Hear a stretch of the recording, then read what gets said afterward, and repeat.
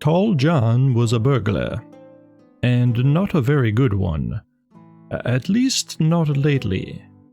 In his heyday, he could keep up with the best of them, to be sure. Light on his feet, quick, silent. Scored some very high-end antiquities during his youth. He couldn't be a member of the Thieves' Guild if he wasn't exceptional, but time catches up with all of us. An expanding waistline, aged bones, and complicated emotions have got the best of him. Which is why he is sneaking through a cathedral in the middle of the night, plunging his hand into the now broken donation box while looking over his shoulder. After all, guild payments were due, and these were easy pickings. At least they should be, as the sound of footsteps and the flicker of candlelight from the rectory entrance alerted John to move a little faster.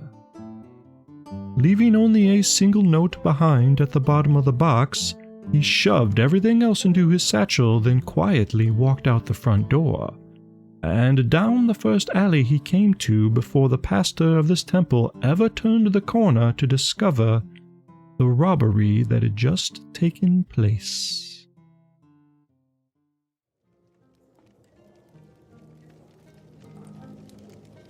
Like I said, dues had to be paid, and pay them he did, the details of which I'm not privy to. But afterwards, Tall John found himself at a local watering hole, spending what little coin he had left to try and drown the lingering thoughts of glory days and his own misled future, when he was joined by a friendly face and fellow guild member named Timmy Two-Toes. Johnny, scored another big one tonight, did ya? Timmy jabbed while taking a seat next to Tall John. Yeah, how's you? John replied. Timmy waved down the barkeep and ordered 2 rounds. Hey, don't worry about old Two-Toes. You need to be worrying about yourself. John grumbled a reply. I'm fine.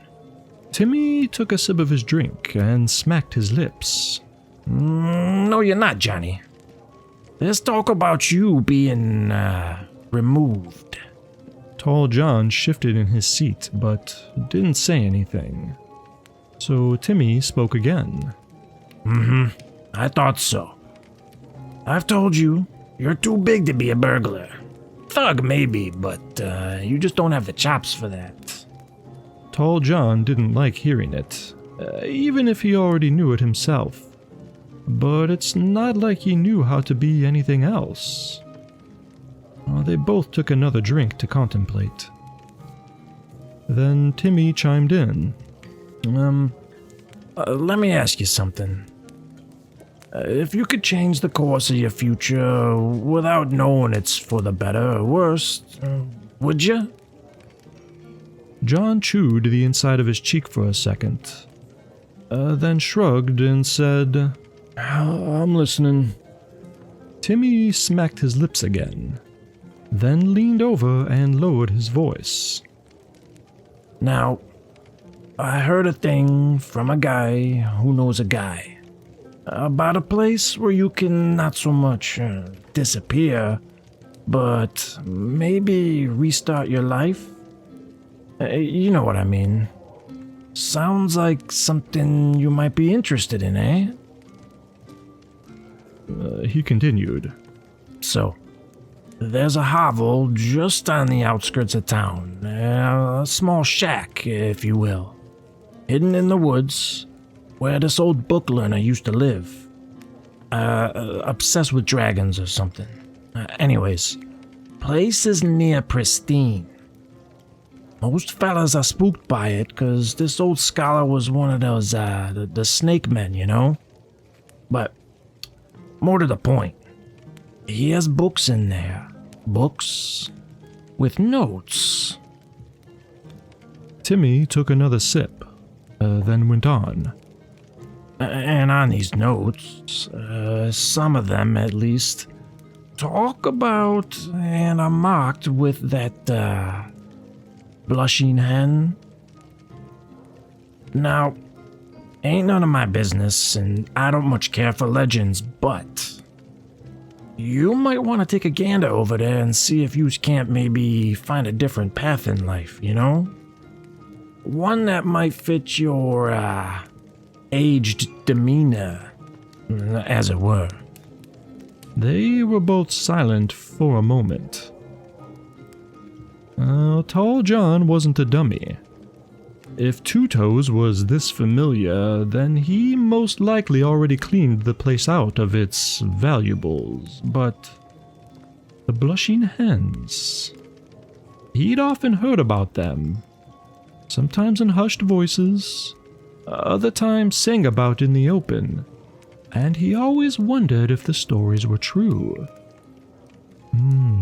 He had a lot to think about. So he knocked back the rest of his ale, patted Timmy on his shoulder, and thanked him for the talk before heading out into the night. Aside from the usual turmoil of drunks or beggars, it was fairly quiet this evening while Tall John walked along the dark, dirty streets.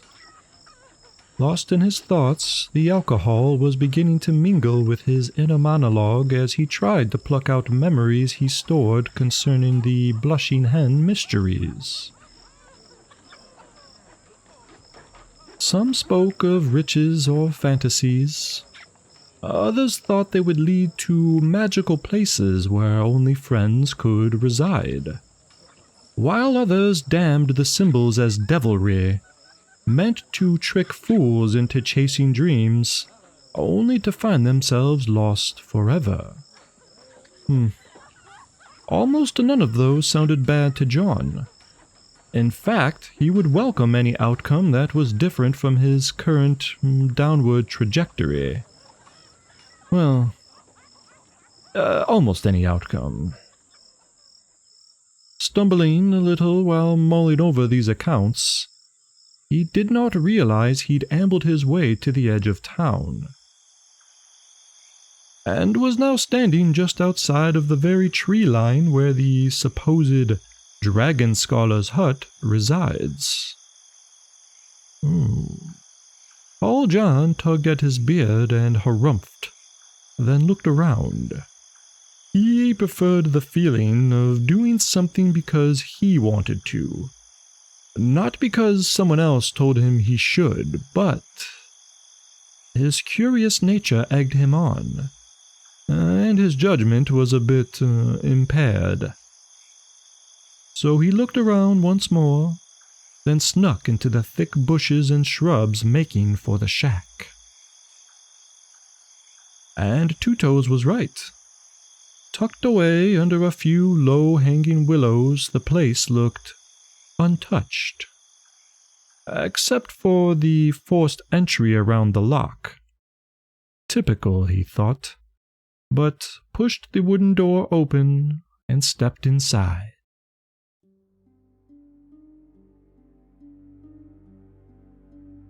There wasn't much to this creaky old shack. There were shelves and a desk lined and scattered with a plethora of differently sized books and scrolls, all covered in a thin layer of dust. A small fireplace stood in the middle, long since cold, as well as a bed also blanketed with a musty stiffness of abandon. No trinkets or treasures remained that could be seen, and yet John felt a sort of pull, or nudge in the bottom of his stomach. There was definitely something worthwhile here. He just needed to find it. Deciding to chase that feeling, he remembered what Timmy spoke of, and sat down on the small hickory chair, then began to rove over the many notebooks and scribbled writings well into the night. It was near morning by this point.